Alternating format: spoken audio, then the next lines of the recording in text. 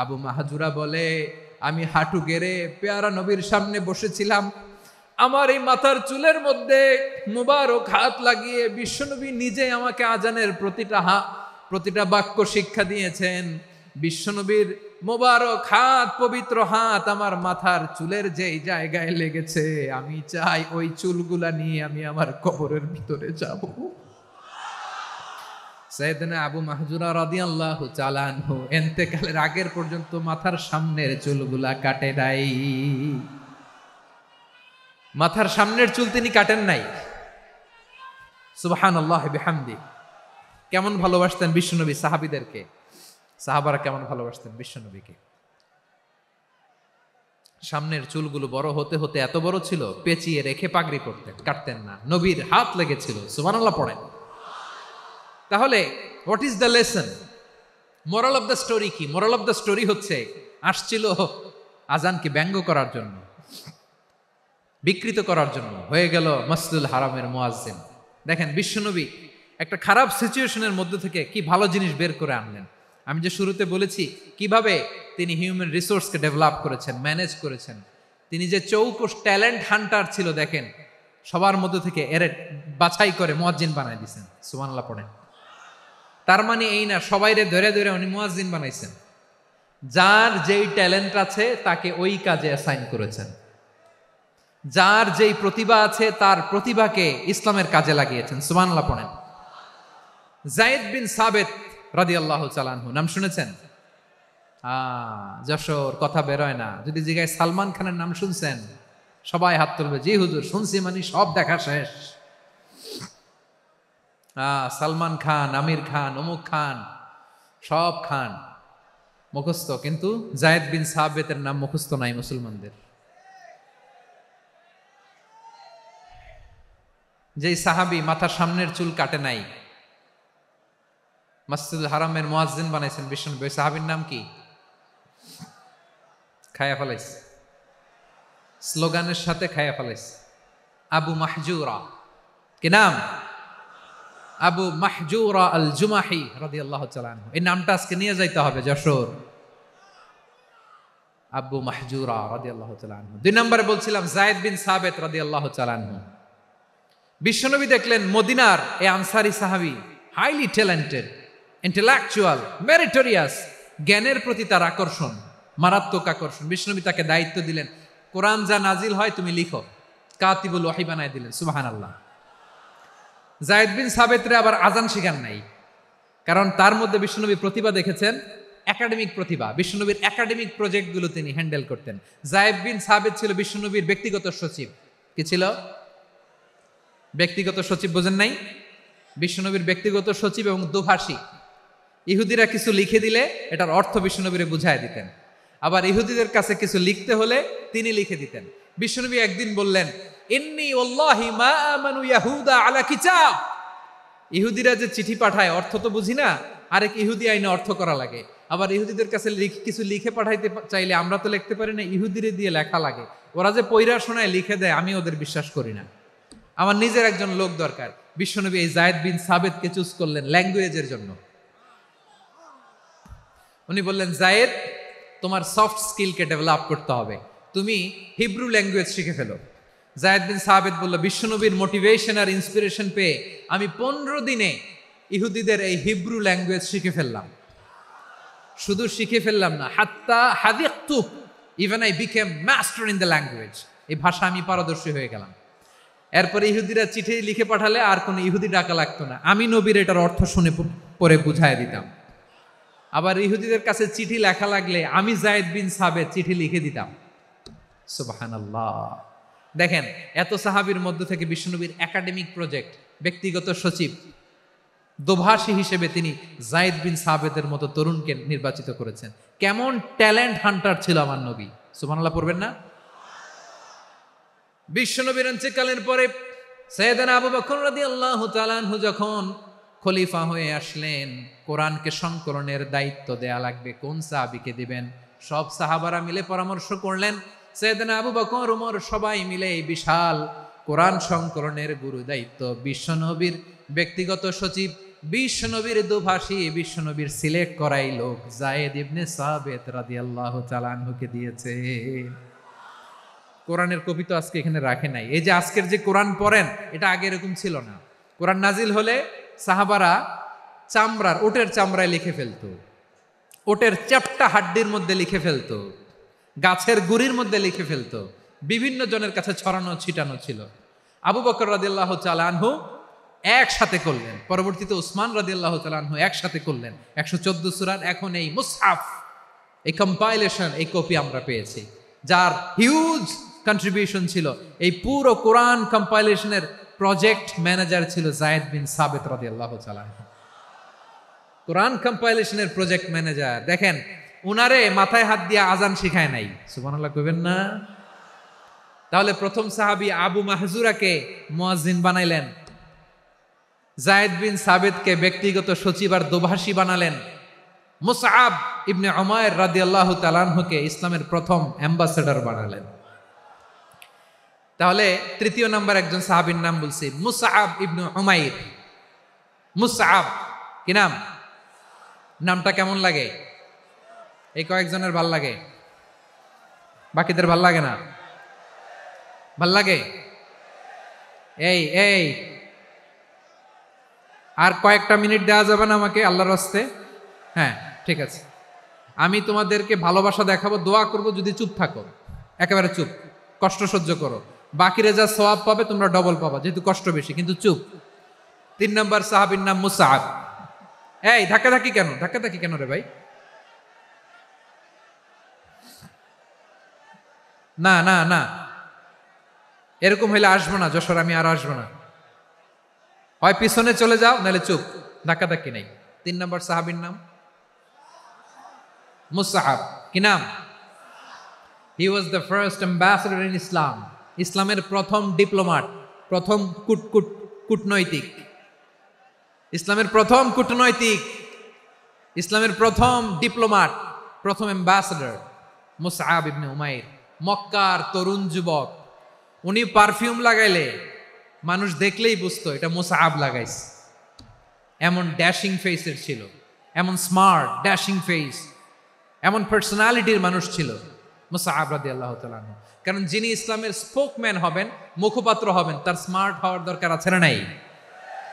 আকাবার প্রথম শপথ যখন হলো, তাদের সাথে বিষ্ণু ঈসা ইসলাম মদিনাতে একজন মুখপাত্র পাঠালেন, ডিপ্লোমাটকে পাঠালেন, অ্যাম্বাসেডর অফ ইসলাম, তিনি হচ্ছেন মুসআব ইবনে উমাইর। পড়েন সুবহানাল্লাহ।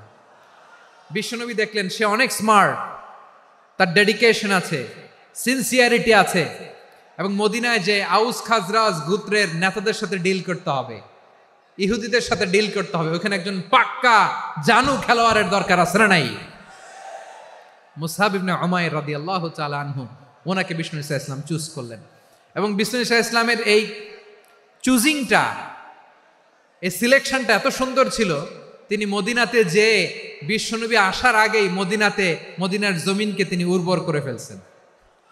প্রতিটা ঘরে ঘরে কালিমার দাওয়াত তিনি পৌঁছায় দিচ্ছেন। জুমার বিধান নাজিল হয়েছে, কিন্তু মক্কায় পরিবেশ নাই জুমা পালনের। বিষ্ণু ঈসা ইসলাম একজনকে দিয়ে খবর পাঠালেন, যাও মদিনায় মুসাবকে যে বলো, মুসাব তো আমার শিক্ষক, আমার স্পোকম্যান, মদিনাতে যেন তারা জুমা কায়েম করে। বিশ্বনবীর আগেই মুসাব মদিনার মুসলিমদেরকে নিয়ে মদিনায় প্রথম জুমা কায়েম করে ফেলছে। কোন সুবহানাল্লাহ। ডিপ্লোমাটদের কেমন হইতে হয়, অ্যাম্বাসেডারের কেমন হইতে হয়, মুসআব রাদিয়াল্লাহু তাআলা আনহুর কাছ থেকে শিখে নাও। মুসআব নামটা কেমন লাগে? যশোর যাদের সন্তান হবে, ছেলে সন্তান, আমার রাস্তায় পাইলে সবাই জিজ্ঞেস করে, হুজুর একটা নাম দেন, আমার ছেলে হবে। যশোরবাসীর জন্য আমি একটা নাম দিয়ে দিলাম, নাম রাখতে হবে মুসআব। কি নাম? নামটা যাদের ভাল লাগে, ছেলে সন্তান অনাগত আসবে, মনে চাইলে নাম রেখে দিবেন মুসআব রাদিয়াল্লাহু তাআলা আনহুর নামে মুসআব। তাহলে মুসআব রাদিয়াল্লাহু তাআলা আনহুকে বিশ্বনবী ল্যাঙ্গুয়েজ শিখান নাই, সফট স্কিল শিখান নাই।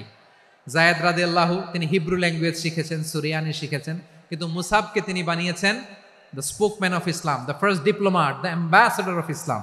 সুবহানাল্লাহ পড়বেন না? আব্দুল্লাহ ইবনে আব্বাস রাদিয়াল্লাহু তাআলা আনহু বিশ্বনবীর কাজিন, চাচাতো ভাই। আবার মাইমুনা রাদিয়াল্লাহু তাআলা আনহু, মাইমুনা নবীর স্ত্রী, তিনি ছিলেন আব্দুল্লাহর আপন খালা। তো নবীর বউ যদি উনার খালা হয়, নবী তার কি?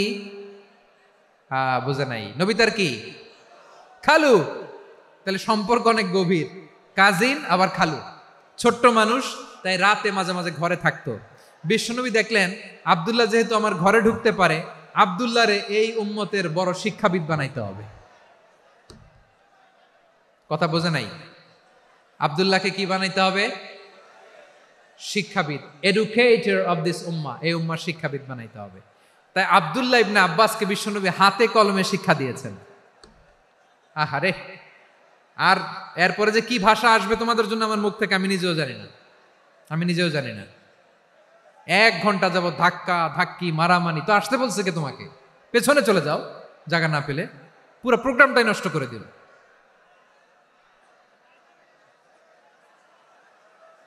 জি, আমার দিকে তাকান, আমি শেষ করে দিচ্ছি। হবে না, ইন্টেলেকচুয়াল আলোচনা এখানে হবে না, আমি বুঝতে পারছি, আমি শেষ করে দিচ্ছি। আব্দুল্লাহ ইবনে আব্বাস রাদিয়াল্লাহু তাআলা আনহু, মনোযোগ দিয়ে কয়েকটা মিনিট শুনুন, আমি এখনই শেষ করে দিচ্ছি, এরপর আওয়াজ করবে। এই যে এগুলো কি আমি বুঝলাম না। আমি বললাম না সব করা যাবে, বসে যাও, শুয়ে যাও, চলে যাও, আওয়াজ করা যাবে না। অন্যকে বসো এটাও বলার দরকার নেই, জাস্ট এদিকে তাকাও। আল্লাহ। আব্দুল্লাহ ইবনে আব্বাস রাদিয়াল্লাহু তাআলা আনহু, ওনাকে বিশ্বনবী হাতে কলমে শিক্ষা দিয়েছেন, যেহেতু উম্মতের শিক্ষাবিদ হবেন, এডুকেটর হবেন। তো বিশ্বনবী রাতে যখন তাহাজ্জুদ পড়তেন, ছোট্ট আব্দুল্লাহ ঘরে থাকতো। বুঝতে পেরেছেন? ছোট্ট মানুষ তো ঘরে থাকতো। তো বিশ্বনবী তাহাজ্জুদের জন্য একবার দাঁড়িয়েছেন, ছোট্ট আব্দুল্লাহ ওযু করে দাঁড়াইছে। আচ্ছা বলেন তো, ইমাম আর মুসল্লি মোট যদি 2 জন হয়, একজন ইমাম একজন মুসল্লি, তো মুসল্লি ইমামের কোন দিকে দাঁড়াবে? ডানে দাঁড়াবে। ছোট্ট আব্দুল্লাহ বুঝে নাই, বিশ্বনবী তাহাজ্জুদ শুরু করেছেন, উনি ইক্তেদা করছেন আর দাঁড়াইছেন বায়ে। কোথায় দাঁড়িয়েছেন? আব্দুল্লাহ বলেন, যখন আমি বায়ে দাঁড়ালাম, আখাযা রাসূলুল্লাহ সাল্লাল্লাহু আলাইহি ওয়াসাল্লাম উযুনি আল ইউমনা ইয়াফতিলুহা, বিশ্বনবী নামাজরত অবস্থায় আমার কান ধরে টেনে আমার ডান দিকে এনে দাঁড় করায় দিলেন। পড়েন সুবহানাল্লাহ। দেখেন, হাতে কলমে শিক্ষা। আর জীবনে ভুল হবে? কথা কয় না, আর ভুল হবে? আর ভুল হবে না। এভাবে বিশ্বনবীর অনেক সঙ্গ পেয়েছেন, সফর করেছেন, একই বাহনে বসেছেন, এক বাহনে বসে লম্বা নাসিহত করেছেন, বলেছেন, ইয়া গোলাম ইহফাজিল্লাহ ইয়াহফাজকা, ইহফাজিল্লাহ তাজিদহু তুজাহাক, ইযা সাআলতা ফাসআলিল্লাহ ওয়া ইযা ইসতাআনতা ফাসতাইন বিল্লাহ। আল্লাহর বিধান মানো, আল্লাহর বিধান রক্ষা করো, আল্লাহ তোমায় রক্ষা করবে। আব্দুল্লাহ, চাইতে হলে আল্লাহর কাছে চাও, সাহায্য চাইতে হলে আল্লাহর কাছে সাহায্য চাও। মনে রেখো, গোটা বিশ্বের সবাই যদি তোমার সাহায্য করতে চায়, ততটুকুই করতে পারবে যতটুকু আল্লাহ তোমার নসিবে রেখেছে। গোটা বিশ্ব যদি তোমার বিরুদ্ধে ষড়যন্ত্রে দাঁড়িয়ে যায়, ক্ষতি ততটুকু করতে পারবে যতটুকু তোমার জন্য বরাদ্দ আছে, এর বাইরে কিছু করতে পারবে না। আওয়াজ করে বলেন ঠিক কিনা? এভাবে হাতে কলমে শিখিয়েছেন, বিশ্বনবীর সঙ্গ পেয়েছেন।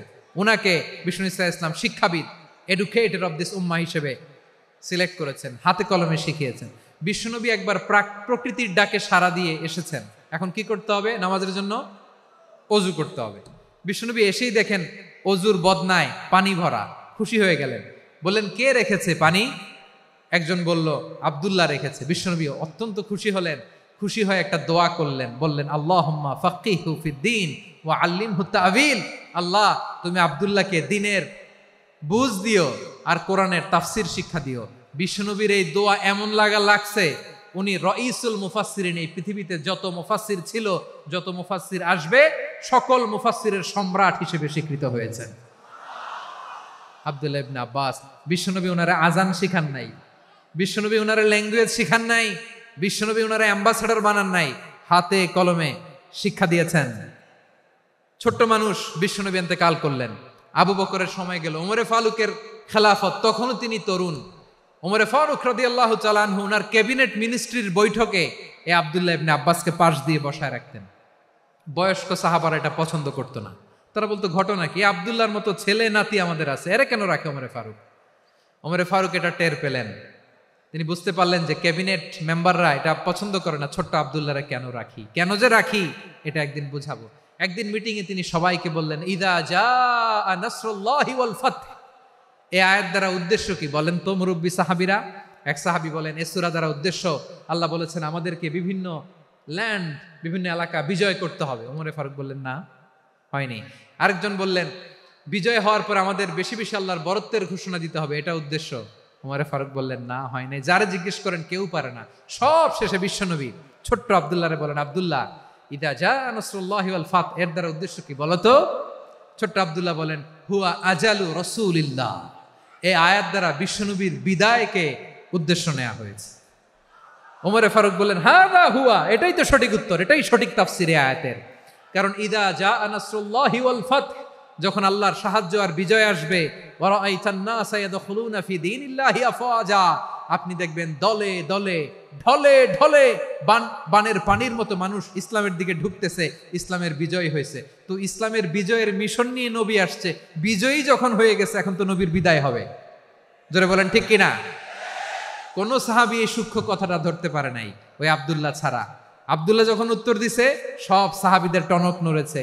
এরপর থেকে কোনো ক্যাবিনেট মিটিং এ আর কোন সাহাবারা কোনো প্রশ্ন করে নাই, আওয়াজ করে পড়েন সুবহানাল্লাহ। বিশ্বনবী আব্দুল্লাহ ইবনে আব্বাসকে দ্য এডুকেটর অফ দ্য উম্মাহ, উম্মার শিক্ষাবিদ হিসেবে গ্রহণ করেছেন। আওয়াজ করে পড়তে হবে আল্লাহু আকবার। সাহাবীদের নামগুলো মনে থাকবে? এক নম্বরে আবু মাহজুরা, মুয়াজ্জিন বানাইছেন। যায়েদ ইবনে সাবিত, দোভাষী, ট্রান্সলেটর অফ প্রফেট, এবং তিনি ছিলেন বিশ্বনবীর ব্যক্তিগত সচিব। Musab ibn Umair, the first ambassador and diplomat of Islam. Abdullah ibn Abbas, এই উম্মার সবচেয়ে বড় এডুকেটর, শিক্ষাবিদ। আরেকজন ছিল আব্দুল্লাহ ইবনে মাসউদ রাদিয়াল্লাহু তাআলা। দুই আব্দুল্লাহ, আব্বাস গেল, আরেকজন হচ্ছে মাসউদ।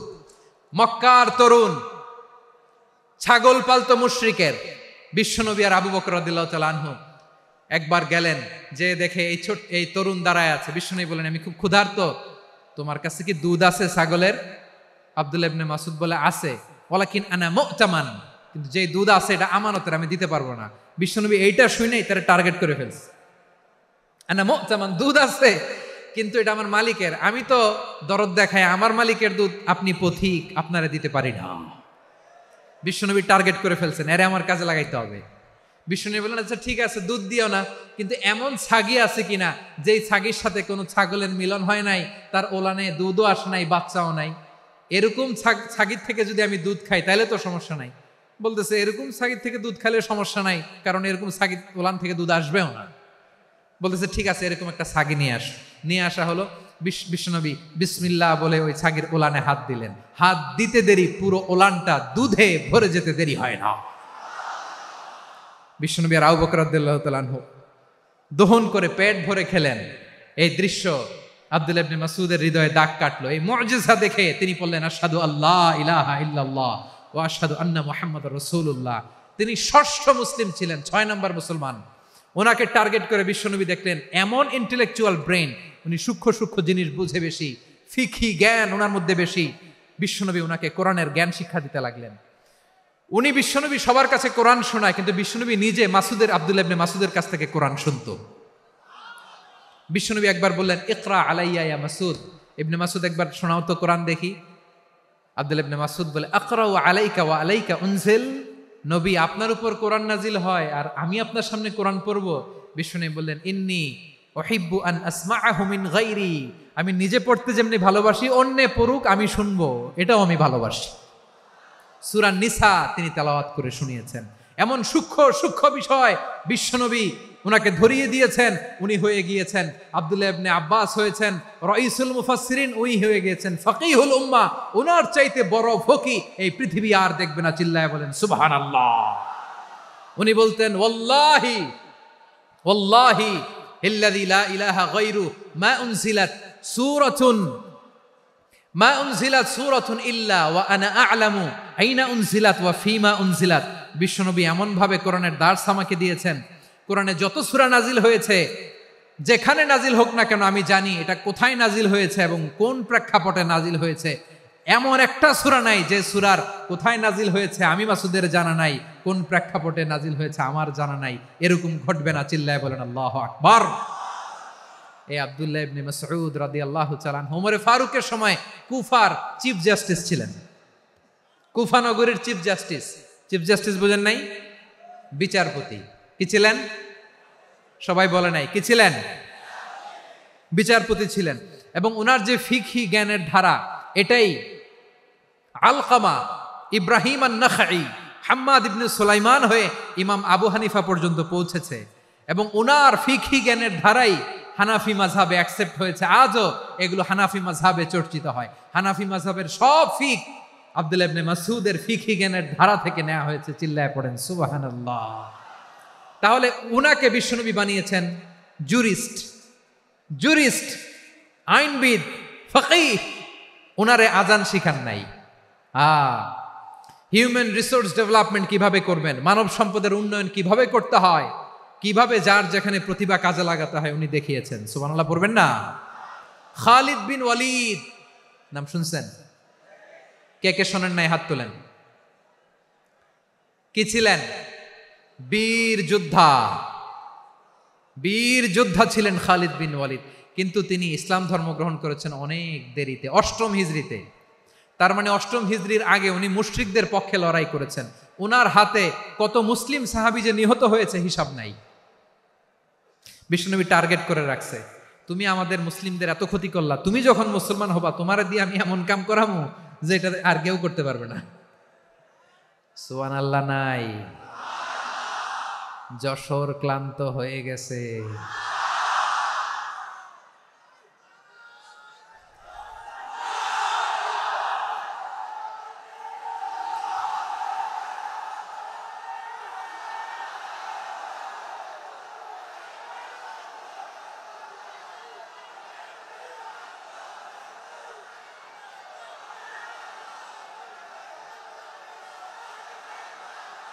মাশাআল্লাহ, বসুন। খালিদ বিন ওয়ালিদ রাদিয়াল্লাহু তাআলা আনহু 8ম হিজরিতে মুসলিম হয়েছেন, মক্কা বিজয়ের আগে। তো মক্কা বিজয়ের আগে যখন মুসলিম হয়েছেন, এর আগে কি করছেন? কাফিরদের সাথে যুদ্ধ করেছেন। উনি উহুদের যুদ্ধে মুসলমানদের যে পরাজয় ভাব, কঠিন পরিস্থিতির মুখোমুখি উনার কারণে পেছন থেকে এমন আতর্কিত আক্রমণ করেছেন, মুসলমানদেরকে কচুকাটা করেছেন। 8ম হিজরিতে আল্লাহ তাআলা হেদায়েতের নূর দিয়ে ওনার হৃদয়টাকে উজালা করে দিলেন। লা ইলাহা, এটা এমন বাণী যার হৃদয়ে একবার টাচ খাবে, এইটা থেকে সে আর পালিয়ে বেড়াতে পারে। ঝিনুকের ভেতর লুকিয়ে থাকে যেমন মতি, ঝিনুকের ভেতর লুকিয়ে থাকে যেমন মতি, কলমা শাহাদাতে আছে আল্লাহর জ্যোতি, কলমা শাহাদাতে আছে আল্লাহর জ্যোতি। ঠিক কিনা বলেন?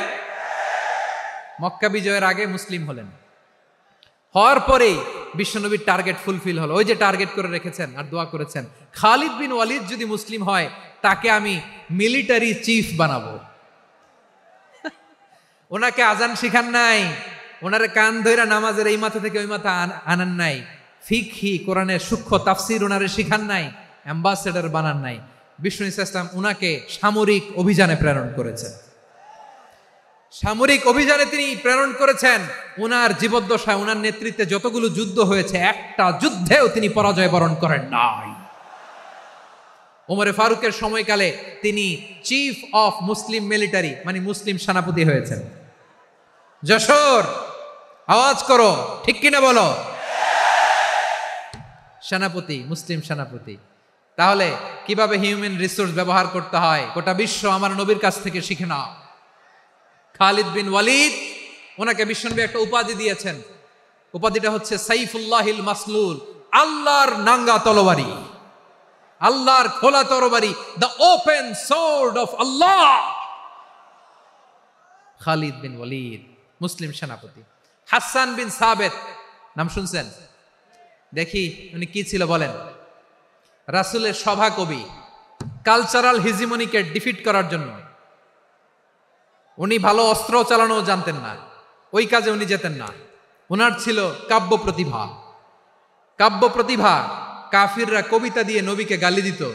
বিশ্বনবী বলতেন, ইয়া হাসান আজিব আন রাসূলিল্লাহ, তুমি নবীর হয়ে কাফেরদের এই কথাগুলোর জবাব দাও। বিশ্বনবীর একটা মিম্বার ছিল। বিশ্বনবীর মিম্বারের পাশাপাশি মসজিদে নববীতে এই হাসান বিন সাবেতের জন্য বিশ্বনবী একটা স্পেশাল মিম্বার বানিয়ে দিয়েছেন। এখান থেকে তুমি জবাব দাও। এবং বিশ্বনবী বলেছেন, আল্লাহুম্মা আইয়িদহু বিরূহিল কুদুস, আল্লাহ হাসান আমার পক্ষে জবাব দেয়, তুমি জিব্রাইল মারফত তাকে সাহায্য পাঠাইয়া দিও। রাসূল সাল্লাল্লাহু আলাইহি ইসলামের সভা কবি, the poet of the prophet, নবীর কবি, উনি কবিতা দিয়ে এমন উচ্চাঙ্গের ভাষায় কবিতা দিয়ে তিনি জবাব দিতেন, কাফিরদের গা শিহরে যেত, তাদের হৃদয়ে আগুন ধরে যেত। তাহলে এরকম কবিরও দরকার আছে না নাই? এখন যাকে আল্লাহ দিছে কাব্য প্রতিভা, এরা যদি আপনি যুদ্ধের ময়দানে পাঠান হবে? যারে দিছে সুরেলা গলা, এরা যদি অ্যাম্বাসেডর বানান হবে না। হাসান বিন সাবিত ছিলেন বিষ্ণু ইসলামের কবি। হুযায়ফা ইবনুল ইয়ামান বিশ্বনবীর গোয়েন্দা বিভাগের প্রধান। কিসের প্রধান? হুযায়ফা ইবনুল ইয়ামান, ওনার ছিল ডিটেকটিভ মাইন্ড, গোয়েন্দা বিভাগের প্রধান। এবং উনি হচ্ছেন সাহিবু সিররি রাসূলিল্লাহ, রাসূল সাল্লাল্লাহু আলাইহি ওয়াসাল্লামের গোপন তথ্যের ধারক বাহক। নবীর যেই কথা কেউ জানে না, সব হুযায়ফার পেটের ভিতরে ছিল। সুবহানাল্লাহ পড়েন। মদিনার যত ইহুদিদের একটা লিস্ট ছিল, এই লিস্ট শুধু দুইজন জানতো, বিশ্বনবী আর হুযায়ফা। সুবহানাল্লাহ পড়বেন না? তাহলে উনাকে কোন দায়িত্ব দিছে? কোন বিভাগ? যশোর, আওয়াজ করো, কোন বিভাগ? গোয়েন্দা বিভাগের হেড ছিল। খন্দকের যুদ্ধে প্রচন্ড আজকের মতো শৈত্য প্রবাহ, মাটি খনন করতে করতে সাহাবীদের পেটে ক্ষুধা নাই, দাঁড়াইতে পারে না নামাজের জন্য, এত ক্লান্ত, ক্ষুধা, ক্লান্ত, শ্রান্ত। বিশ্বনবী বললেন, কে আছো? এই কঠিন শীত, এই ভয় আর ক্ষুধার মধ্যেও খন্দকের পরীক্ষার টপকে শত্রুর শিবিরে যে আমাকে তথ্য দিবা, কে আছো?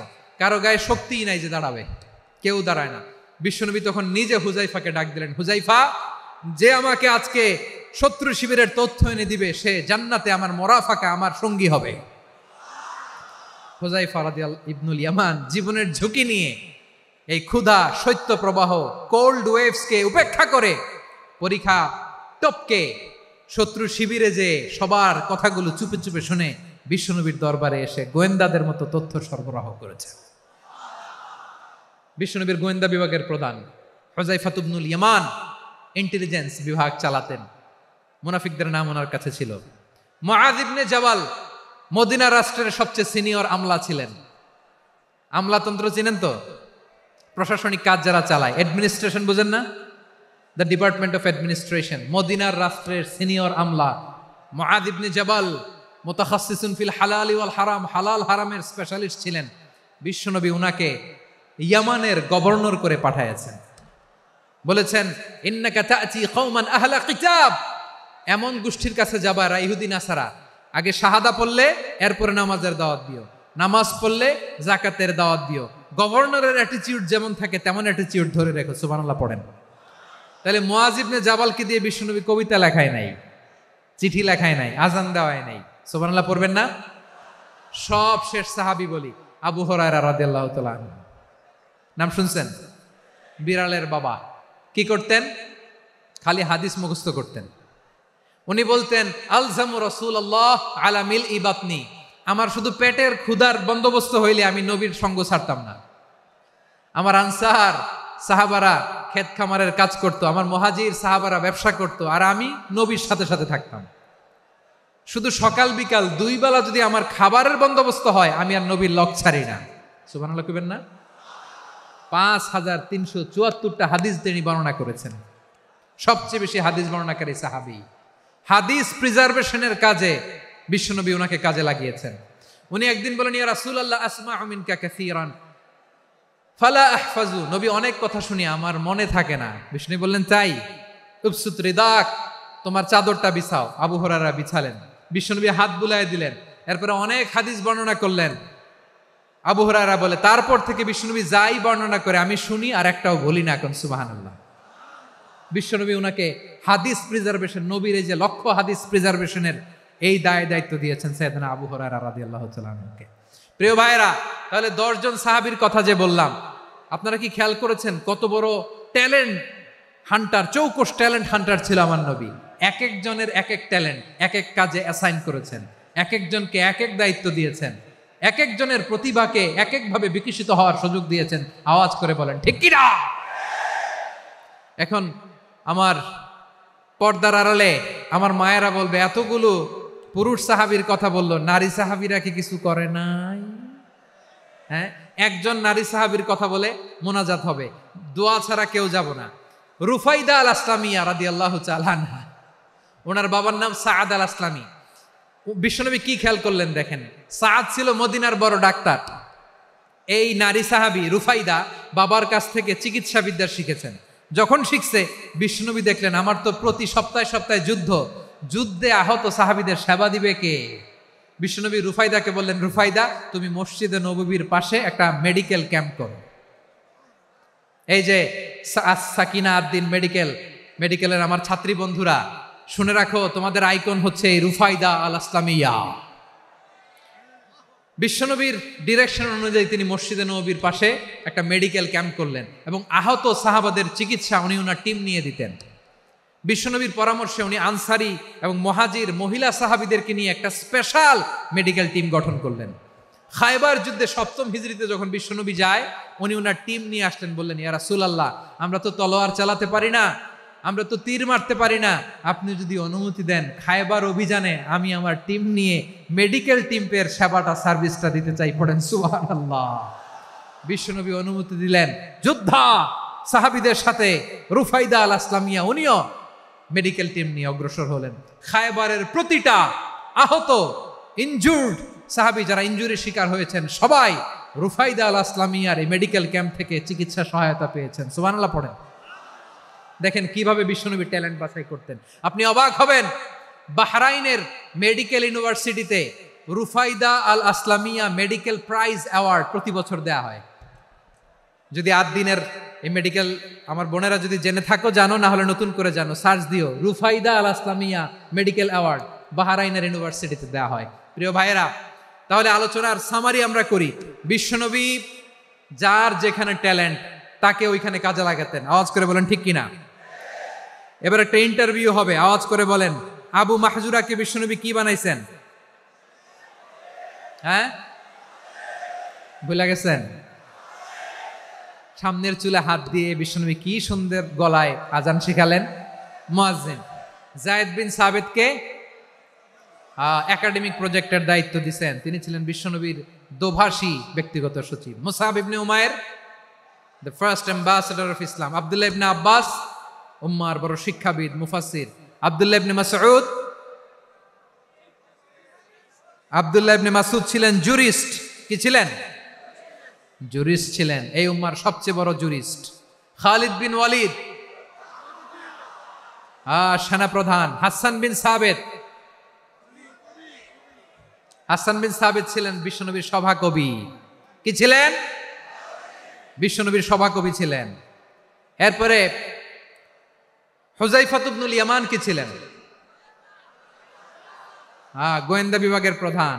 মুআয ইবনে জাবাল কি ছিলেন? সিনিয়র আমলা, ইয়ামানের গভর্নর। আবু হুরায়রা রাদিয়াল্লাহু তাআলা আনহু হাদিস প্রিজার্ভেশনের কাজ করেছেন। আর আমাদের রুফাইদা আল আসলামিয়া রাদিয়াল্লাহু তাআলা আনহা কি ছিলেন? নার্স ছিলেন। নার্স হয়ে মেডিকেল সেবা দিয়েছেন। প্রিয় ভাইরা, পুরো আলোচনার যদি সামারি করি, তাহলে বিশ্বনবী যেভাবে হিউম্যান রিসোর্সকে ম্যানেজ করেছেন, যার যেখানে প্রতিভা কাজে লাগিয়েছেন, আমরাও যদি করি, আমাদের বাংলাদেশের চিত্র আমরা পাল্টে দিতে পারবো। আমরা শুরুতে শুনেছি মানুষের আছে অসীম সম্ভাবনা, প্রতিটা মানুষ অনন্য, যত্ন নিলে, যথাযথ পরিচর্যা করলে মানুষ বিশ্ব জয় করতে পারে। ঠিক কিনা? আমাদের হাফেজে কোরআনের সামনে দাঁড়াতে পারে এমন কোন হাফেজে কোরআন আল্লাহর জমিনে জন্ম হয় নাই। গোটা বিশ্ব কাঁপিয়ে তারা সেরা। আমাদের ক্রিকেটাররা সেরা, আমাদের তৈরি পোশাক শিল্প সেরা। এরকম অনেক অনেক সেরা জিনিস আছে, আমরা এগুলোরে নার্চারিং করতে পারি নাই, পরিচর্যা করতে পারি নাই, সঠিক তারবিয়াতের অভাব। তাহলে মানুষের অসীম সম্ভাবনাকে কাজে লাগাতে হবে। ঠিক কিনা বলেন? ইউনুস গভর্নমেন্টকে আমি বলবো, অল্প সময়ের জন্য আপনারা এসেছেন, সংস্কারও করতে হবে, আবার নির্বাচনও করতে হবে। সব সংস্কার হয়তো করতে পারবেন না, যতটুকু পারবেন এর মধ্যে আমাদের যে হিউজ ম্যান পাওয়ার, আমাদের যে মানব সম্পদ, হিউম্যান রিসোর্স, এটাকে ডেভেলপ করে আপনাদের যেতে হবে। যেটা পারবেন না সেটাকে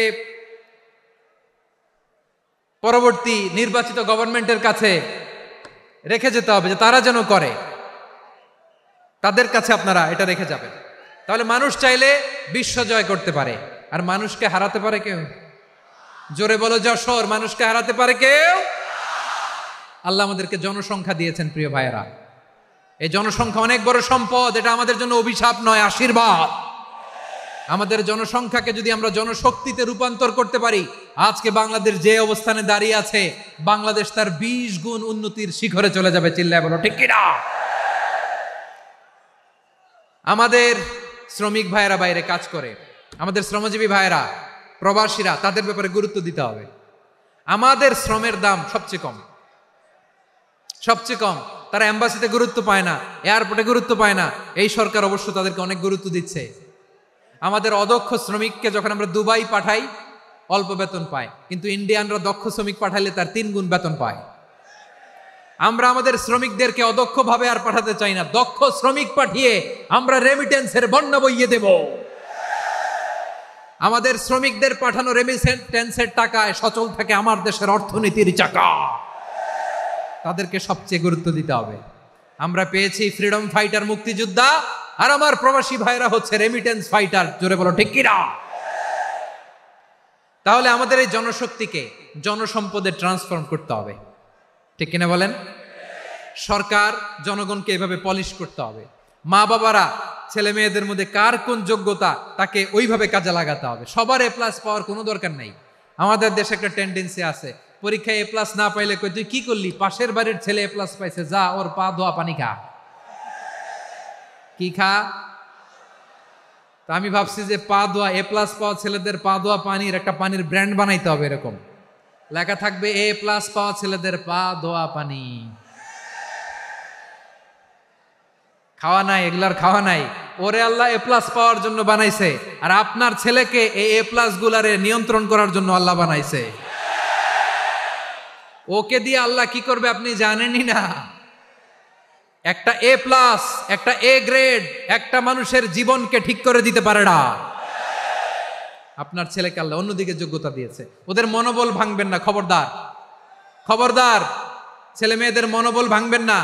যাকে দিয়ে যেটা হবে তাকে দিয়ে সেটা করতে হবে, তার প্রতিভাকে সেভাবে কাজে লাগাতে হবে। তাহলে বাংলাদেশ, আমাদের এই জনসংখ্যা জনসম্পদে রূপান্তরিত হবে। আমাদের সরকারের তত্ত্বাবধানে আমাদের 18 কোটি জনগণ দক্ষ জনশক্তিতে রূপান্তরিত হোক। আমরা চাই কি চাই না? আমরা ভালো মানুষ, শ্রেষ্ঠ মানুষ হতে চাই কি চাই না?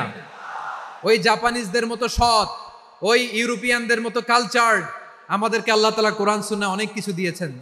যেহেতু বর্তমানে আমরা দেখছি তারা সৎ, তাদের মধ্যে ভ্যালিউ আছে, সেগুলো আমাদের মধ্যে আনার দরকার আছে না নাই? আর ইসলাম দিয়ে আমাদের জীবনকে সাজাতে হবে, ইসলাম দিয়ে আমার পরিবারকে সাজাতে হবে।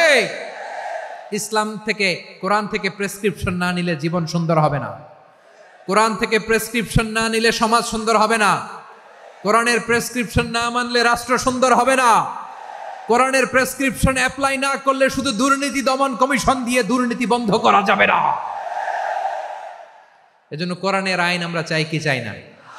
প্রিয় ভাইয়েরা, হিউম্যান রিসোর্স ডেভেলপমেন্ট, মানব সম্পদের উন্নয়ন, আমাদের সরকার যেন এদিকে নজর দেয়। আমরা যেন এই ব্যাপারে যত্নবান হয়ে উঠি। যাকে আল্লাহ যে যোগ্যতা দিয়েছে, এই যোগ্যতা দিয়ে আমরা যেন ইসলামের জন্য, দেশের জন্য কাজ করি। আমরা যেন আমাদের স্কিল ডেভেলপ করি, আমাদের পটেনশিয়ালকে ডেভেলপ করি। মোরালিটি, ভ্যালিউজ নিয়ে শায়েখ আহমদুল্লাহ আলোচনা করেছেন, এগুলো দিয়ে যেন আমরা আমাদেরকে সাজাই। আল্লাহ তাআলা আমাদের দেশকে তুমি নিরাপদ করো, আমরা পড়ি আমিন। আল্লাহ আমার 18 কোটি জনগণকে তুমি জনশক্তিতে রূপান্তরিত করো, আমিন। আল্লাহ আমরা হাতে হাত রেখে, কাঁধে কাঁধ মিলিয়ে, ভাইয়ে ভাইয়ে যেন এই দেশকে গড়তে পারি, আল্লাহ তুমি তৌফিক দান করো, আমরা পড়ি আমিন। আমার প্রিয় মহিউদ্দিন ভাই বলেছেন, হুজুর এমন একটা ঘোষণাপত্র দিয়ে যাবেন আজকের এই ঐতিহাসিক যশোরের প্রোগ্রামে, যেটা গোটা বাংলাদেশে মানুষ এটার উপর আমল করে। আমি যে কথাটা বলেছি এটাই, আসুন আমরা আমাদের জনসংখ্যাকে জনসম্পদে ট্রান্সফর্ম করি। আমাদের জনসংখ্যাকে আমরা যেন জনশক্তিতে রূপান্তরিত করি। জনসংখ্যাকে ট্রান্সফর্ম করে জনশক্তি দিয়ে আমরা যেন আগামীর বাংলাদেশ, স্বাধীন বাংলাদেশ 2.0 কে গড়ে তুলি। আল্লাহ তাআলা আমাদের সবাইকে কথাগুলো বোঝার, আমল করার তৌফিক দান করুন। এই জেনজি, ক্ষমা করে দিও আমাকে, অনেক ধমক দিছি, বকা দিছি। আল্লাহ তোমাদেরকে করুক, কবুল করুক, যশোরবাসীকে কবুল করুক, আদ দিনকে কবুল করুক। এই মেডিকেল কলেজকে কবুল করুক, ইসলামের জন্য বাদ ভাঙা এই জোয়ার এবং উচ্ছ্বাসকে আল্লাহ তাআলা কবুল করুক। হাযা মা ইনদি ওয়াল ইলমু ইনদাল্লাহ আলাইহি তাওয়াক্কালতু ওয়া ইলাইহি উনীব। সুবহানাকাল্লাহুম্মা বিহামদিকা আশহাদু আল্লা ইলাহা ইল্লা আনতা আস্তাগফিরুকা ওয়া আতুবু ইলাইক। আল্লাহুম্মা আমিন।